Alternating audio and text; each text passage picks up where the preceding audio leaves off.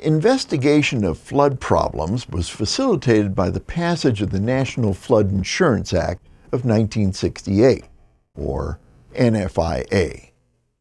The NFIA established a means by which the property owners can obtain flood insurance with the National Flood Insurance Program, or NFIP.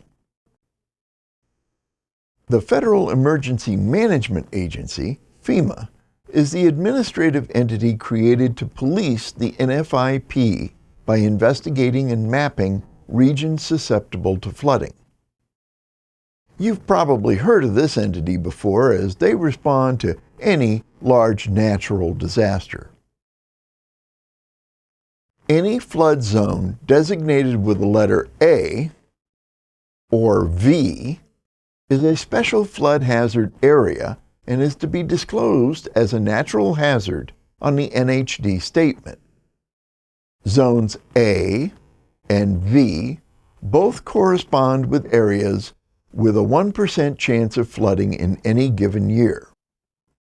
These are called 100-year floodplains.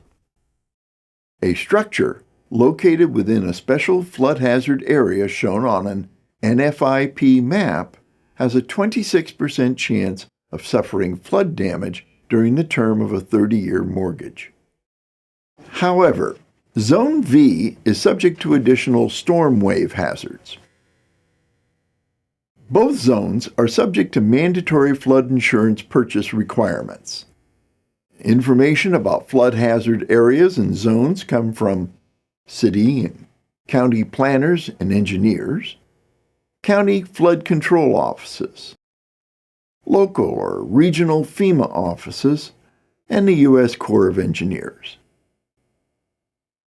Another flood-related disclosure, which needs to be made on the NHD statement, arises when the property is located in an area of potential flooding.